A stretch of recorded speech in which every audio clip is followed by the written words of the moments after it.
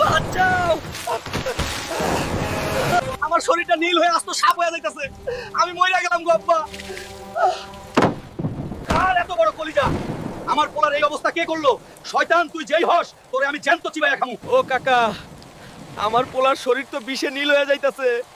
ওরে কেমনে বাঁচামু কও? সর্বনাশ হালকারে, তোর পোলারে তো কাল নাগে কামড়াইছে।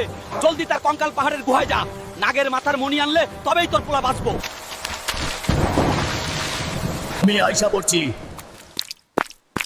এই কঙ্কাল গুহায়। ওই কালনাগ, গর্তের তন বাইর হ। আমার পোলার লগে বেইমানি করছস? আজ তোর একদিন না আমার একদিন। তোর তো সাহস কম না, মরণের দুয়ারে নিজেই হাইটা আইছস।